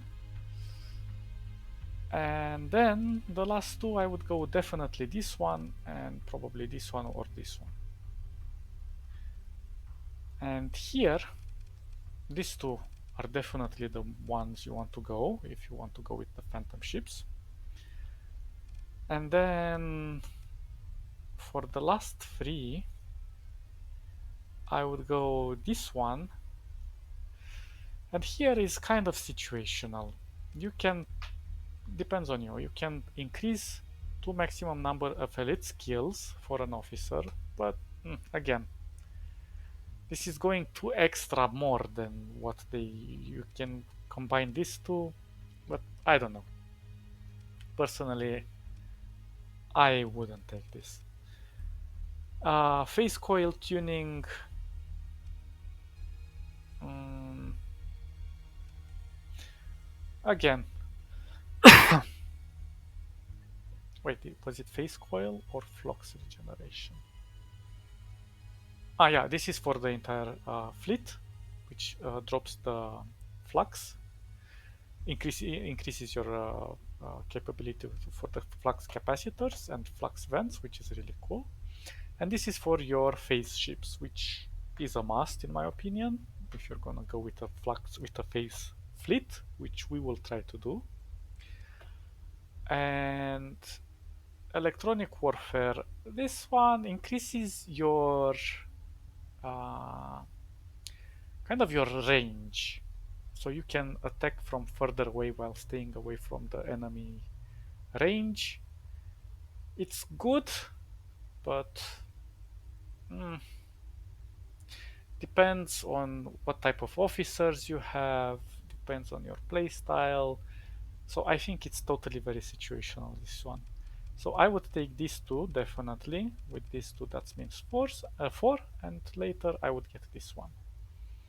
Although you can ignore this one and just take at least this three if you're going with the phase ship, or only invest in these two and the rest invest over here. So basically, if you would do 3 here with 2 here, that would be 5, 5 here and 5 here, it would be awesome. But yeah, my idea is to go with 2 over here, 5 over here, 5 over here, and 3 over here. And that would be more than enough for us. And if we really want to do the expeditions, but in my case, since I chose the smaller map, this one will be more than enough, so we don't have to repair on the way. We can do like back and forth to go into a sector, into, I don't know, a small cluster, investigate what's happening there, then go back into the main core, and we can resupply and so on. So we don't have to keep going non-stop. But if you want to go full scavenge and just continue going all around, but I kind of warn you from the beginning, because scavenging is very, very, very dull and boring. And it's very profitable, don't get me wrong, and you can sustain your ship indefinitely that way from scavenging. But it can really get boring because you just do the same action over and over and over again. So try to do it in small bursts, sorry, and then come back, resupply, do some other missions, do some bounties, do whatever, and then try another scavenge mission. Plenty of things to do. Okay, so as I said, we're going to select our this one to increase the peak time, and this one. So these are perfect for us. We're going to confirm. And now we're going back. Oh my god, now I'm gonna save. I spent quite a lot time trying to explain. Okay, we've gained a level. You gain 1 skill point with each level up, and an additional point at the start of the campaign. You also gain story points as you gain experience. This can be used to take exceptional actions, to make your own story in a way. Yeah, that's true. The tutorial will introduce using this a bit later. Continue. Skill points are used to learn skills. Skills are arranged in 4 aptitudes: combat, leadership, technology, and industry. Each aptitude has a number of tiers. You advance to the higher tiers by picking skills from the lower ones. Skills that affect your piloted ships. All combat skills and a few skills in other aptitudes can be made elite at the cost of a story point. But I don't think they can be made elite for you. That's what I'm not sure. Affect all combat skills and a few skills in other aptitudes. Okay, the maximum level you can reach is 15. Okay, we covered that. Press C to open the character. Well, this is what we already did. So pressing C is this. I wonder. Requires a skill point to learn, but it does not say anything about the story point. Shortly after dispatching the pirates, you received a tight beam communication from a system's main inhabited world, Ansira. Okay. The message is brief and asks you to travel there and contact the station commander, Korelev, as soon as possible. Okie dokie. Let's lay in a course to Ansira. You don't need to do this to travel, but it helps keep track of where you're going and how long it will take to get there. After dismissing this dialog, press E to open the intel screen to view the details of the message you just received. Select the message and click on the Show on Map button to open the map centered directly on Ansira. Then left click and hold on the planet and select Lay in a course from the menu that pops up. Alternatively, you can just right click on Ansira. You could also press Tab to open the map and locate Ansira manually. Once you get to Ansira, open the COM directory to contact Station Commander Korelev. So press E, and now this is giving us the intel. We have a mission over here, and it says that we have to go to Ansira. We have to click here, Show on Map, we press S, and we have to go to the station, and we can click on it again if we want and lay in a course. Or Alternatively, as the tutorial says, we can press stop, see where it is, and just right click and go there. And we can see that it has this exclamation mark, which means that we have to go for the mission over there. Sometimes it helps to go through all of that thing if you really need to see, like for example, the mission is not in this star system, okay? When you have this important thing here for the story, you can click on the story that you're in, click on the story and show on the map, and then you can go directly to that planet in that system, and it lays a course automatically for you depending on where you are on the galactic core. Now, what we can do, we can press shift to speed up time. Okay, so it will take some time to get there. So by doing a sustained burn ability, it's useful for long distance travel. Activating it will briefly stop the fleet and reduce its acceleration to a minimum, but the maximum burn level will be much higher. A sustained burn can be interrupted by other fleets. Activating an interdiction pulse. So we have unlocked these two things. Activate sustained burn to get to Ansira more quickly. You can also press shift to speed up time. Okay, so this is the sustained burn, but usually I like to set it up on 4. So now we activate this, and it's gonna go faster. Now I'm just gonna press shift, and depending on which terrain I go, it will go a little bit slower, or you can have some bumps. So you're coming up to an asteroid belt. If you go through the belt at full speed, there's a chance your fleet may be knocked off course, and some of your ship might even suffer damage from asteroid impact, so you should be careful. In order to avoid it, a slow-moving fleet avoids this danger. Press and hold S to move slowly until you are through the asteroid belt. The danger is low, however, especially since the belt is thin and you're only going across it. You could also get away with just going full speed. Yes, but let's try to make sure that we don't speed up. So you can press S and Shift at the same time, and that way we avoid getting hurt. Also, we have a bubble, a protective bubble, and that can avoid taking direct damage. Your fleet is getting closer to Ansira, which is controlled by the hegemony, a major militaristic faction in the sector. While in hegemony space, a fleet is required by law to identify itself by keeping its transporter turned on. This is a view shared by most, though not all, major factions. Turning on the transporter makes your fleet highly visible, and everyone seeing it will know who you are, unlike that pirate fleet you fought earlier, which had to be very close to positively identify you.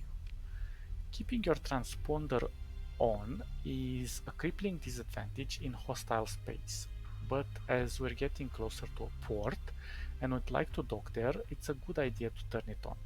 So I gain this ability, activate the transporter before getting close to Ansira, both to avoid unwanted attention from patrols and to receive docking clearance. Since turning it on and off has major consequences, it is required a double tap to turn on or off, once to prime and once to confirm. Okay, double tapping it, the transponder is on. Also, we could try to go here right now, since nobody sees us. So a domain era technology used primarily on the frontier, which is a hyperwave communication array which transmits and receives data between star systems at faster than light speeds. The rapidly pulsing hyperwaves suitable for FTL data transmissions have been shown to damage DNA, so these relays are always stationed away from habitats. So 2% stability for some faction colonies in the system. Same faction colonies, sorry.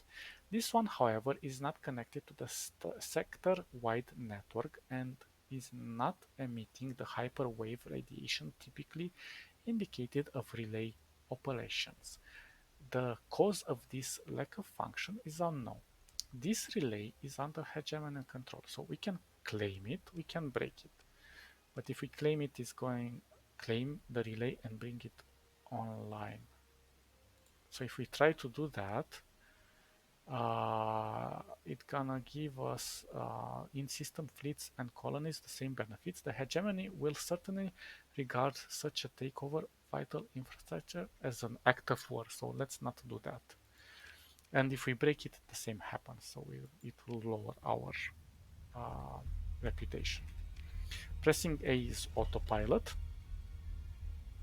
and it will take us to our destination.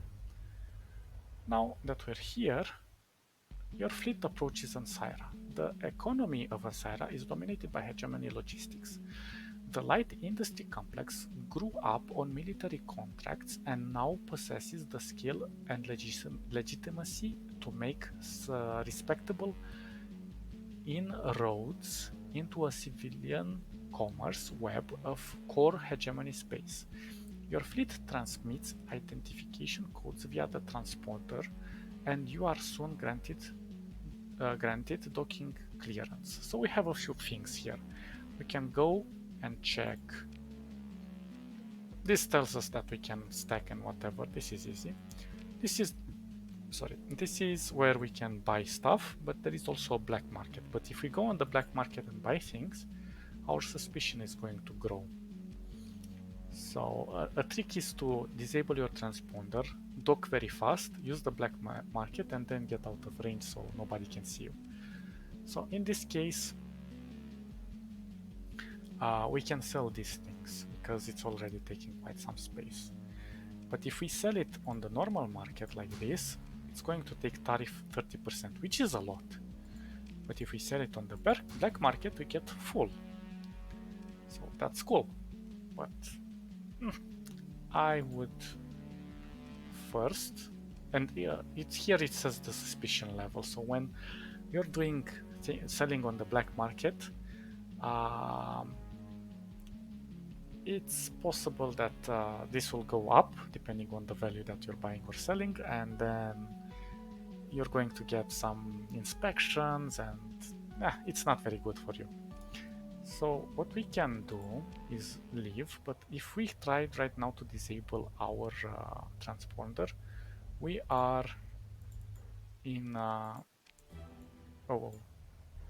we are in range of this guy, so he will see us and he will come and force us to reactivate our transponder or attack us. Now it doesn't matter if you go to the facility here or to the vault, it's the same thing. But well, technically they're part of the same environment, so but it shows a little bit different. So we can also sell ships and buy them. There are also on the black market. And what else? We can also refit our ships. So when refitting a ship while docking at the space station, you can mount both the weapons in your cargo hold and the ones available for purchase at the station. Undoing the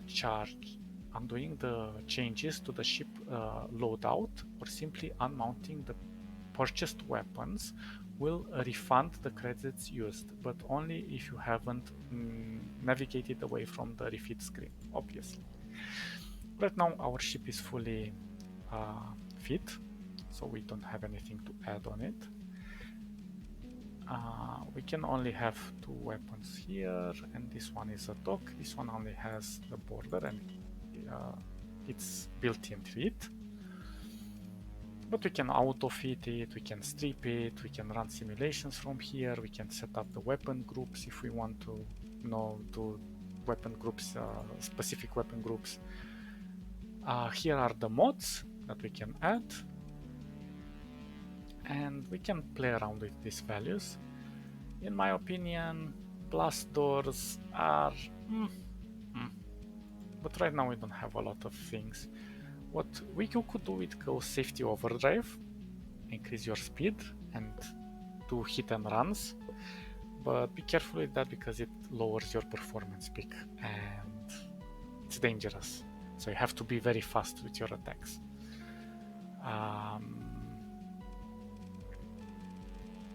What I would pick from here would be, I don't know.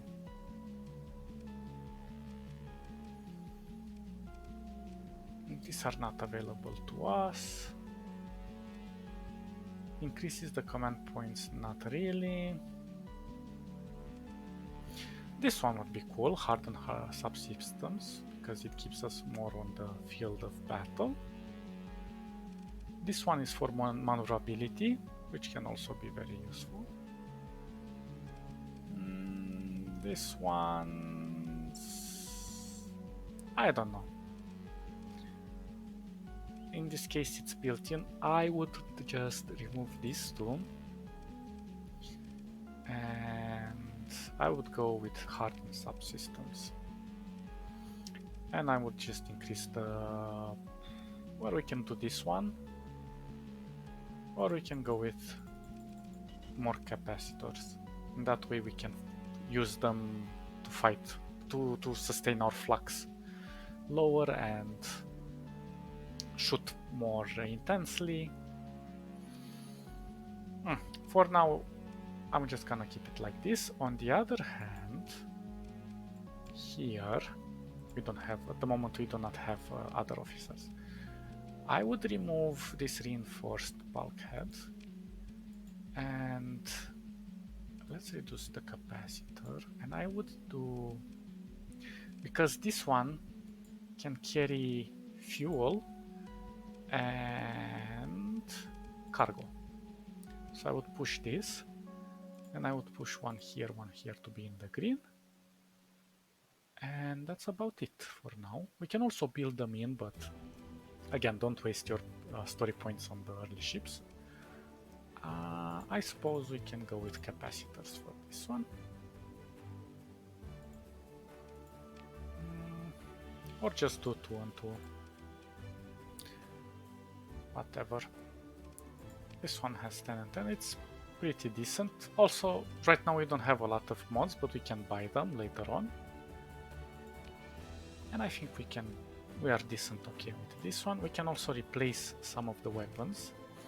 But right now, this one is pretty decent. This is point defense, so it's good. This one is anti-armor, but not really useful on our ship. What I would replace this one though would be with, but we do not have any. With something more reliable for smaller ships rather than this big thing. This one is more for destroyers, against destroyers. And since we're not going to engage bigger ships at the moment, we're going to leave it as it is. We can also go to the bar, but right now nobody's at the bar. Here you can recruit people, you can take missions, you can find some interesting characters that sell you stuff. Also, there is one mission that, well, interactable character that I disabled through my mods. He's called an arms dealer, and in my opinion, I highly recommend that you avoid hard dealers because they kind of break the game, the immersion and the pacing of the game. Arm dealers can offer you the ability to buy everything in the game. Well, depending on your luck to find an arm dealer that sells everything, because not all of them sell everything. But sometimes you can find one that sells every ship in the game and every blueprint and everything. So I recommend avoiding them or using them or to disable them, and that way you do not advance. I mean, you can buy them and use them, but it's far more worthy to capture your ships or to... Sorry, I was out of frame. That's why my panda wasn't moving. It's better to capture your ships or to salvage them or to work for a faction and go up the ladder of your relationship with them, and yeah, it's far more rewarding that way. Okay, we're gonna leave the bar for now. Open the com directory and we have to talk to this guy. And your connection request is accepted surprisingly quickly, given that a citizen has many responsibilities. Ah, you've come. Excellent. As you're aware, recently, well, I suppose you can skip that part. Could you? I could use a refresher on recent events. Let's do this one. So, a team from the Galatia Academy has been running experiments on the dormant gate in this system, trying to contact it to connect it back. Sorry, oh my god, I can't read. To connect it back to the Dominion's gate network. Promising experiments, or so they thought, until an energy pulse we expected would get a response from the gate, destabilizing the jump points leading into the subsystem, cutting us off from the rest of the sector. It's rather likely. It's rather like how the sector is cut off from the domain. Read small. The stars have a sense of irony, do they not? Yes. The lore is very intricate, so you will learn more about it as we go. The miners of Derinkuyu station, which is also located in this system and was operating near a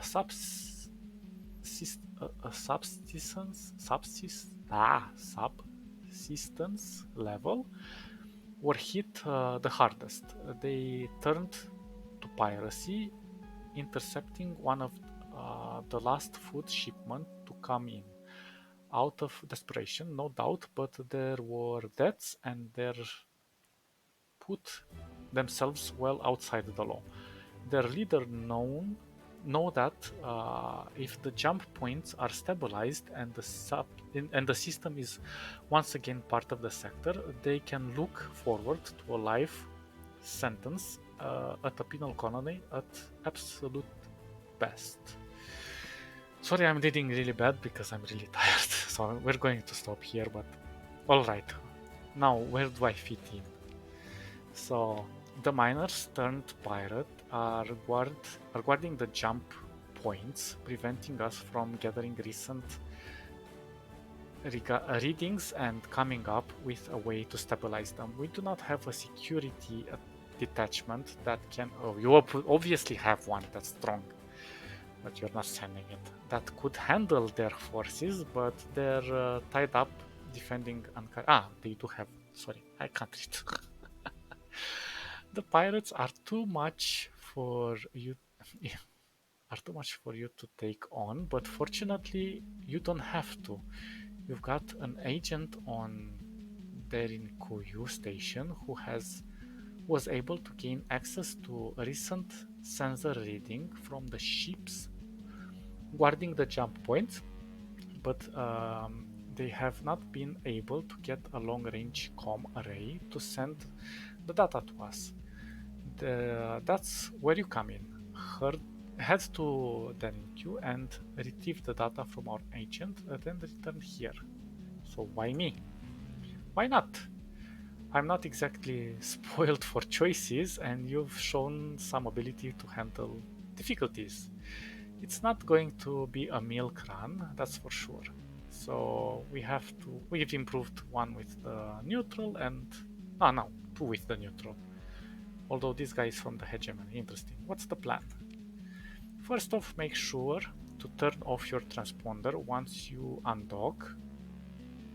I've instructed the security detachment not to give you any trouble about that. Okay.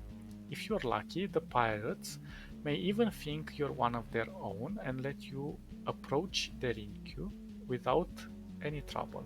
Still, it makes sense to go dark as you get closer to make sure they can't get too good a reading on your fleet. You can also approach along the asteroid belt.